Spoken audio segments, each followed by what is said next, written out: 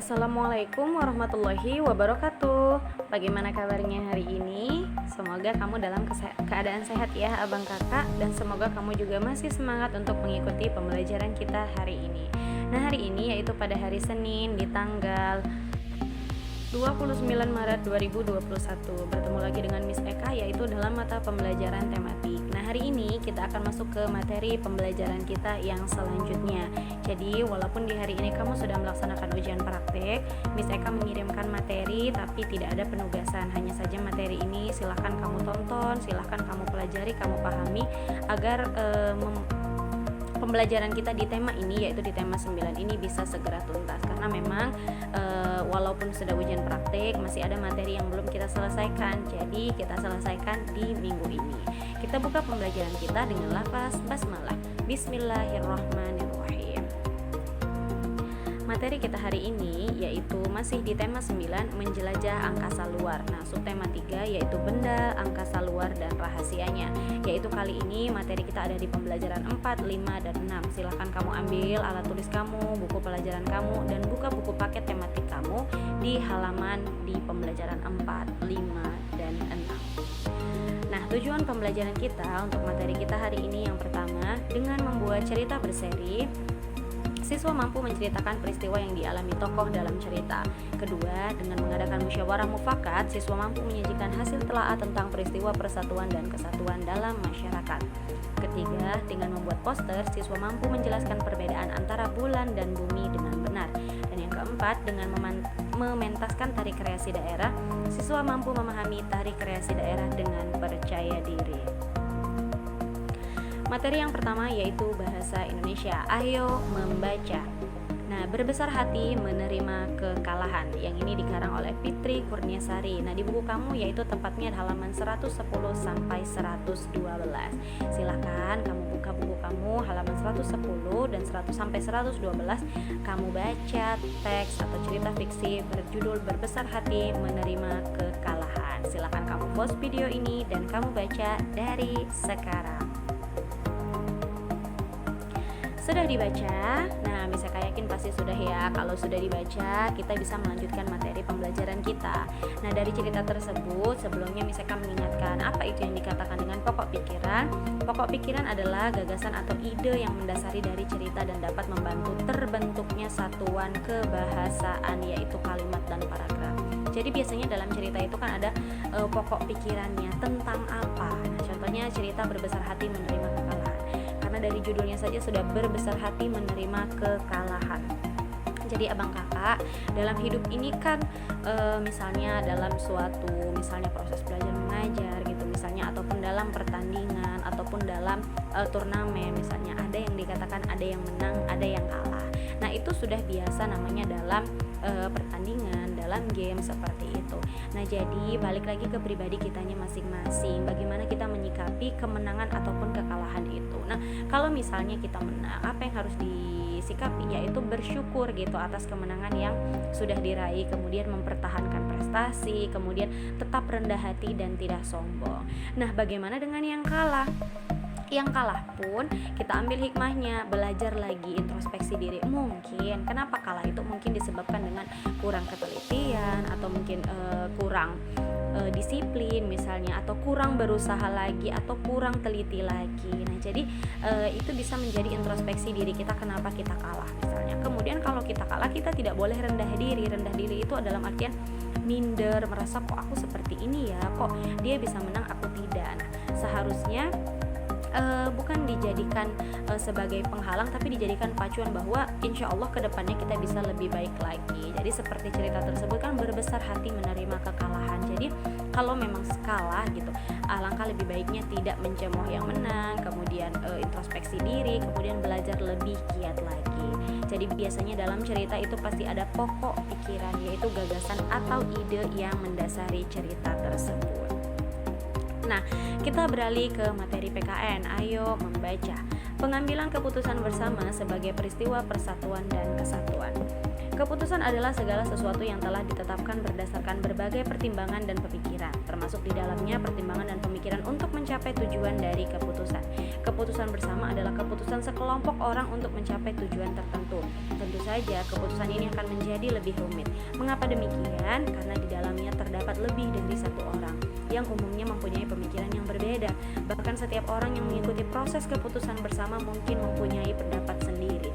Maka agar keputusan bersama tercapai, ada beberapa hal yang harus diperhatikan dan ada beberapa nilai yang harus dijunjung tinggi. Nah, seperti dalam isi sila keempat, yaitu kerakyatan yang dipimpin oleh hikmat kebijaksanaan dalam permusyawaratan perwakilan. Jadi beberapa hal yang harus diperhatikan saat mengambil keputusan bersama, yaitu yang pertama, semua peserta itu dalam pengambilan keputusan bersama harus memahami mengenai apa dan tujuan keputusan bersama yang akan diambil. Jadi pesertanya yang dalam musyawarah atau mufakat tersebut harus tahu dulu apa yang akan dibicarakan, kemudian tentang apa dan apa tujuan dari musyawarah tersebut. Kemudian yang kedua, semua peserta dalam pengambilan keputusan bersama harus saling memahami dan menghargai pendapat orang lain. Di sini tidak boleh egois, tidak boleh memenang sendiri, kemudian tidak boleh merasa lebih baik daripada orang lain. Yang ketiga, setiap peserta pengambilan keputusan bersama harus dengan lapang dada menerima masukan dalam bentuk kritik, usul, dan saran dari peserta lain. Dengan syarat peserta lainnya pun yang memberikan saran, memberikan kritik itu harus dengan bahasa yang sopan, santun, kemudian tidak menyakiti, tidak menjatuhkan, ataupun tidak membuat peserta lain merasa terintimidasi. Dan yang keempat, semua peserta tidak boleh memaksakan kehendaknya. Nah, di sini kan tadi sudah dikatakan. Jadi harus yang namanya bermusyawarah. Kalau mau memaksakan kehendak, ya untuk apa bermusyawarah? Itu namanya sudah egois. Itulah gunanya bermusyawarah. Jadi dalam sila keempat ini pun, dalam setiap musyawarah itu ada beberapa hal yang harus diperhatikan ya abang kakak. Nah, beralih dari materi PKN kita masuk ke materi IPA. Perhatikan gambar yang Miss Eka tampilkan. Gambar apakah itu? Iya, benar sekali, itu merupakan gambar bulan. Nah, bulan kan merupakan salah satu benda langit yang dengan mudah dapat disaksikan dari bumi tempat kita tinggal. Perhatikan gambar bulan di samping. Nah, diskusikanlah bersama teman sebangkumu tentang apa yang ingin kamu ketahui tentang bulan. Jadi bulan itu adalah salah satu benda langit yang bisa kita lihat dengan mata kita. Dengan kita penduduk yang ada di bumi ini, masyarakat atau warga yang ada di bumi ini bisa melihat bulan. Ketika kapan? Benar, ketika malam hari. Masih ingat ya bahwa bulan tidak memiliki cahayanya karena bulan bukan termasuk bintang, tapi bulan itu mendapatkan cahayanya dari matahari. Nah, disinilah permukaan bulan. Nah, jarak bulan yang cukup dekat dengan bumi membuatnya terlihat besar bila dilihat dari bumi, yaitu berjarak 384.000 km dari bumi. Suhu di permukaan bulan adalah 100 derajat Celcius di siang hari dan negatif 170 derajat Celcius pada malam hari. Siang dan malam berlangsung selama kira-kira 2 minggu. Jadi kalau kita dalam 24 jam, 12 jam siang, 12 jam malam, kalau di bulan itu selama 2 minggu itulah siang dan malam berlangsung. Kalau siang itu Masya Allah sangat panas ya abang kakak, mendidih. Nah, kalau malam sungguh sangat-sangat dingin, yaitu negatif 170 derajat. Jadi kalau siang itu bisa membuat mendidih, kalau malam itu membuat membeku. Nah, inilah permukaan bulan. Kalau kamu perhatikan permukaan bulan itu jelas-jelas tidak rata. Benar, dia itu tidak rata atau bergelombang atau bergejolak. Jika kita lihat dari bumi, ada beberapa bagian bulan yang tampaknya gelap dan ada bagian yang terang. Nah, bagian-bagian yang gelap itu merupakan dataran rendah, sedangkan bagian yang terang merupakan pegunungan. Meskipun terletak di dekat bumi dan selalu mengitari bumi, kenampakan bulan sangat berbeda dengan bumi. Bulan tidak memiliki air atau atmosfer. Manusia tidak bisa bernafas di bulan. Nah, pada beberapa bagian dekat kutub ditemukan kemungkinan adanya es di kawah-kawah yang ada. Jadi kalau kita lihat ada bagian bulan yang terang dan gelap, ingat ya kalau bagian yang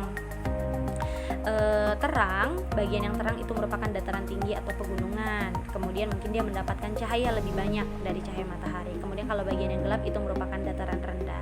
Bulan tidak memiliki air dan tidak ada atmosfer. Jadi kalau astronot itu ke bulan, mereka harus membawa oksigen sendiri karena di bulan tidak bisa bernafas. Nah, dataran rendah yang luas di bulan disebut dengan laut, sedangkan walaupun tidak ada airnya. Nah, kalau di bumi kan yang namanya laut itu merupakan perairan yang sangat-sangat luas ya. Tapi kalau di bulan, dataran rendah yang sangat luas, nah justru disebut dengan laut. Dataran rendah itu juga merupakan dampak tabrakan dengan meteorit yang terselimuti lava gunung berapi. Nah, pada zaman dahulu bulan juga memiliki gunung-gunung berapi. Gunung tertinggi di bulan yaitu tingginya 8.200 meter. Bulan berlubang-lubang karena memiliki kawah yang beragam ukuran. Kawah terbesar itu memiliki luas 200 km.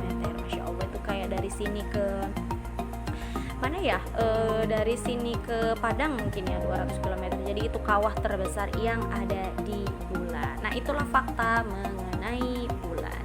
Materi terakhir yaitu SBDP, masih mengenai tari kreasi daerah yang beraneka ragam. Nah, ada di teks di halaman 127 dan 128, silahkan kamu baca. Nah, tari kreasi itu ada tari merak ya, tari merak, kemudian ada tari kupu-kupu, ada tari manipuren, kemudian ada tari iupong, dan yang terakhir ada tari banjar kemuni. Jadi silahkan kamu pelajarin, kamu baca kembali.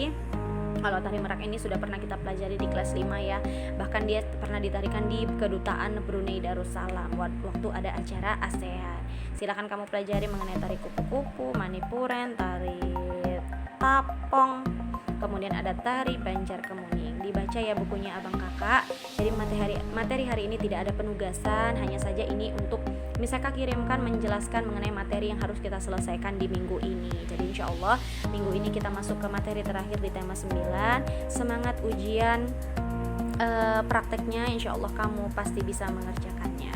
Bisa ucapkan terima kasih untuk kamu yang sudah menonton video ini dari awal sampai akhir. Semoga materi ini bisa membantu kamu memahami pembelajaran, kemudian insya Allah ilmunya juga bermanfaat. Kita tutup dengan lafaz hamdalah, alhamdulillahirabbil alamin.